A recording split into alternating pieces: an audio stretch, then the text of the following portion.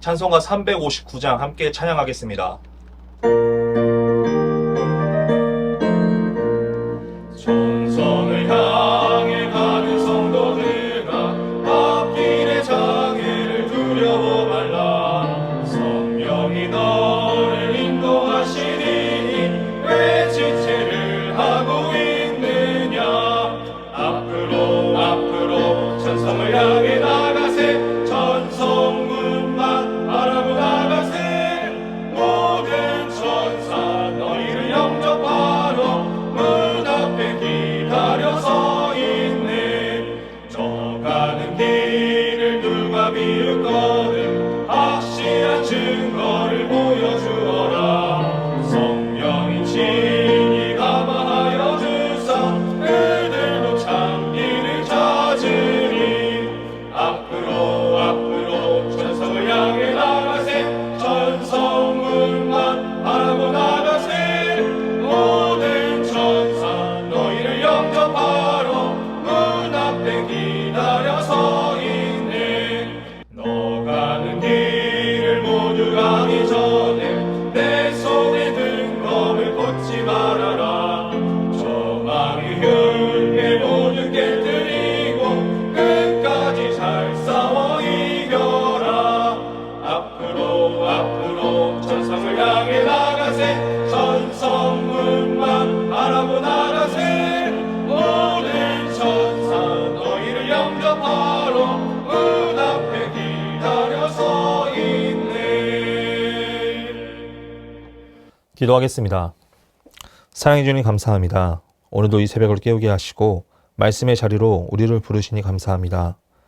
늘 죄 많고 허물 많은 우리들의 삶 가운데 주님께서 찾아와 주시고 동행하여 주심으로 주님의 뜻 안에서 살게 하여 주심이 감사합니다.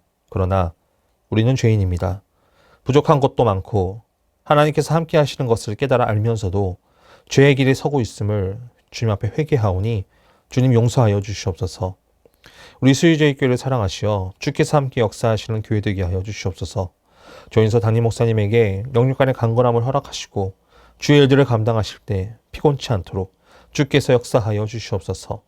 우리에게 보이는 교회를 허락하시고 주님께서 예배하신 곳에서 예배함으로 나아가게 하여 주시옵소서. 우리 성도들의 삶 가운데 늘 함께 하시고 어려움이 있을 때마다 이겨낼 힘과 용기를 허락하여 주시옵소서. 늘 말씀으로 깨어있게 하시고 어떠한 어려움에도 흔들리지 않는 믿음을 담대하게 세워나갈 수 있도록 역사하여 주시옵소서. 특별히 몸과 마음이 힘든 성도들 가운데 찾아가 주셔서 힘을 더하여 주시고 평안함을 누리게 하여 주시옵소서.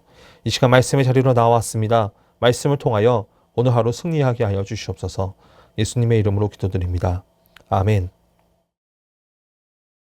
오늘 함께 통독할 말씀은 이사야 44장입니다. 나의 종 야곱, 내가 택한 이스라엘아, 이제 들으라. 너를 만들고 너를 모태에서부터 지어낸 너를 도와줄 여호와가 이같이 말하노라. 나의 종 야곱, 내가 택한 여수르나 두려워하지 말라. 나는 목마른 자에게 물을 주며 마른 땅에 시내가 흐르게 하며 나의 영을 내 자손에게 나의 복을 내 후손에게 부어주리니 그들이 풀 가운데에서 솟아나기를 시냇가의 버들같이 할 것이라. 한 사람은 이르기를 나는 여호와께 속하였다 할 것이며 또 한 사람은 야곱의 이름으로 자기를 부를 것이며 또 다른 사람은 자기가 여호와께 속하였음을 그의 손으로 기록하고 이스라엘의 이름으로 존귀히 여김을 받으리라. 이스라엘의 왕인 여호와, 이스라엘의 구원자인 만군의 여호와가 이같이 말하노라. 나는 처음이요 나는 마지막이라. 나 외에 다른 신이 없느니라. 내가 영원한 백성을 세운 이후로 나처럼 외치며 알리며 나에게 설명할 자가 누구냐. 있거든 될 일과 장차 올 일을 그들에게 알릴지어다. 너희는 두려워하지 말며 겁내지 말라. 내가 예로부터 너희에게 듣게 하지 아니하였느냐. 알리지 아니하였느냐. 너희는 나의 증인이라. 나 외에 신이 있겠느냐. 과연 반석은 없나니 다른 신이 있음을 내가 알지 못하노라. 우상을 만드는 자는 다 허망하도다. 그들이 원하는 것들은 무익한 것이거늘 그것들의 증인들은 보지도 못하며 알지도 못하니 그러므로 수치를 당하리라. 신상을 만들며 무익한 우상을 부어 만든 자가 누구냐? 보라, 그와 같은 무리들이 다 수치를 당할 것이라. 그 대장장이들은 사람일 뿐이라. 그들이 다 모여 서서 두려워하며 함께 수치를 당할 것이니라. 철공은 철로 연장을 만들고 숯불로 일하며 망치를 가지고 그것을 만들며 그의 힘센 팔로 그 일을 하나. 배가 고프면 기운이 없고 물을 마시지 아니하면 피로하니라. 목공은 줄을 들여 제고붓으로 긋고 대패로 밀고 곡선자로 그어 사람의 아름다움을 따라 사람의 모양을 만들어 집에 두게 하며 그는 자기를 위하여 백향목을 베며 디르사 나무와 상수리 나무를 취하며 숲의 나무들 가운데에서 자기를 위하여 한 나무를 정하며 나무를 심고 비를 맞고 자라게도 하느니라. 이 나무는 사람이 땔감을 삼는 것이거늘 그가 그것을 가지고 자기 몸을 덮게도 하고 불을 피워 떡을 굽기도 하고 신상을 만들어 경배하며 우상을 만들고 그 앞에 엎드리기도 하는구나. 그 중에 절반은 불에 사르고 그 절반으로는 고기를 구워 먹고 배불리며 또 몸을 덮게 하여 이르기를 아하 따뜻하다 내가 불을 보았구나 하면서 그 나머지로 신상 곧 자기의 우상을 만들고 그 앞에 엎드려 경배하며 그것에게 기도하여 이르기를 너는 나의 신이니 나를 구원하라 하는도다. 그들이 알지 못하고 깨닫지도 못함은 그들의 눈이 가려서 보지 못하며 그들의 마음이 어두워져서 깨닫지 못함이니라. 마음에 생각도 없고 지식도 없고 총명도 없으므로 내가 그것의 절반을 불사르고 또한 그 숯불 위에서 떡을 굽고 고기도 구워 먹었거늘 내가 어찌 그 나머지로 가증한 물건을 만들겠으며 내가 어찌 그 나무 토막 앞에 굴복하리오 말하지 아니하니 그는 죄를 먹고 허탄한 마음에 미혹되어 자기의 영혼을 구원하지 못하며 나의 오른손에 거짓 것이 있지 아니하냐 하지도 못하느니라. 야곱아 이스라엘아 이 일을 기억하라. 너는 내 종이니라. 내가 너를 지었으니 너는 내 종이니라. 이스라엘아 너는 나에게 잊혀지지 아니하리라. 내가 내 허물을 빽빽한 구름같이 내 죄를 안개같이 없이 하였으니 너는 내게로 돌아오라. 내가 너를 구속하였음이니라. 여호와께서 이 일을 행하셨으니 하늘아 노래할지어다. 땅의 깊은 곳들아 높이 부를지어다. 산들아 숲과 그 가운데의 모든 나무들아 소리내어 노래할지어다. 여호와께서 야곱을 구속하셨으니 이스라엘 중에 자기의 영광을 나타내실 것이미로다. 내 구속자여 모태에서 너를 지은 나 여호와가 이같이 말하노라. 나는 만물을 지은 여호와라. 홀로 하늘을 폈으며 나와 함께 한 자 없이 땅을 펼쳤고 헛된 말을 하는 자들의 증표를 패하며 점치는 자들을 미치게 하며 지혜로운 자들을 물리쳐 그들의 지식을 어리석게 하며 그의 종의 말을 세워주며 그의 사자들의 계획을 성취하게 하며 예루살렘에 대하여는 이르기를 거기에 사람이 살리라 하며 유다 성읍들에 대하여는 중건될 것이라. 내가 그 황폐한 곳들을 복구시키리라 하며 기품에 대하여는 이르기를 마르라. 내가 내 강물들을 마르게 하리라 하며 고레스에 대하여는 이르기를 내 목자라 그가 나의 모든 기쁨을 성취하리라 하며 예루살렘에 대하여는 이르기를 중건되리라 하며 성전에 대하여는 내 기초가 놓여지리라 하는 자니라. 아멘. 오늘은 이사야 44장 1절에서 5절 말씀을 중심으로 나는 여호와께 속하였다 라는 제목으로 하나님의 말씀을 전하겠습니다. 우리가 삶에서 중요한 것 중 하나는 내가 어디에 서 있는가가 중요합니다. 예를 들어 내가 힘 있는 자의 옆에 서 있는 것인가 아니면 힘이 약한 자의 옆에 서 있을 것인가에 대한 질문을 할 때 대부분 답은 내가 힘이 있는 자의 옆에 서길 원합니다.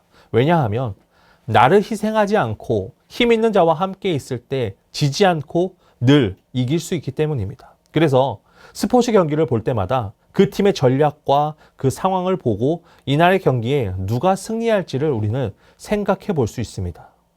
스포츠 경기뿐만일까요? 우리가 살아가는 이 세상 가운데 우리가 어떠한 자리에 있고 어떠한 사람과 함께 한다는 거에 따라 많은 것들이 달라집니다. 특히 어려서부터 지내온 가족과 친구, 직장에서의 그 관계가 결국 우리들에게 어떤 삶을 살아왔는지 어떤 곳에 속해서 지내왔는가가 중요한데 이런 삶을 우리가 한마디로 이야기하냐면 우리는 어떤 관계를 유지하며 지금까지 살아왔는가에 대한 답을 낼 수 있습니다.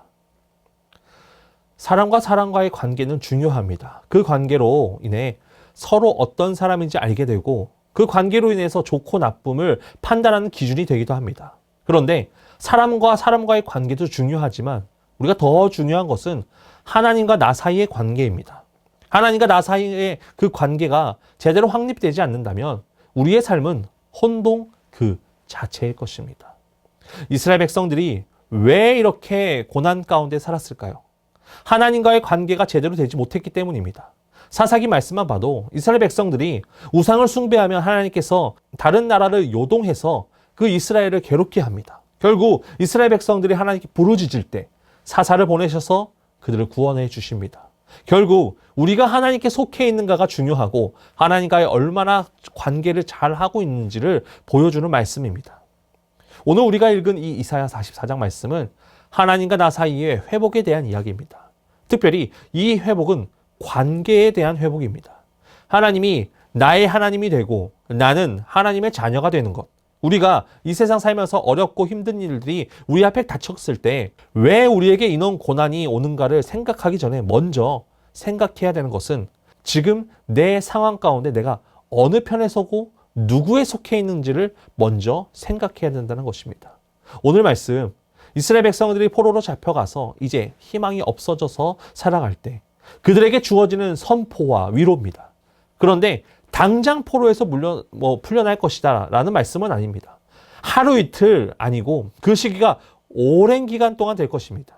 그럼 회복이 될 때 선포하시게 되면 왜 아직 많은 남은 이 시기 동안 가운데 왜 지금 회복을 말하실까? 그것은 그들에게 회복을 명하시고 그 일을 이루어지기까지 그날 동안 우리는 누구를 바라볼 수 있습니까? 하나님을 바라보라는 것입니다. 하나님께서 우리를 회복하실 때 하나님께서 늘 함께 하신다라는 그 믿음 갖고 하나님과 나 사이의 관계를 회복해야 된다는 것입니다. 잘 될 것이라는 희망보다는 먼저 하나님과의 관계를 회복하고 더 나아가는 것. 우리는 그런 마음을 품어야 된다는 것입니다. 그렇다면 우리는 오늘 말씀을 통해 어떻게 살아가야 될까요? 1절 말씀에 나의 종 야곱, 내가 택한 이스라엘아, 이제 들으라. 아멘. 여기서 나오는 야곱, 이스라엘은 같은 인물입니다. 하지만 차이는 있습니다. 야곱이라는 뜻은 발 뒤꿈치를 잡았다라는 뜻입니다. 야곱이 하나님을 만나기 전에 야곱은 그 발꿈치를 잡았던 사람입니다. 그뿐만 아니라 속이는 자였습니다.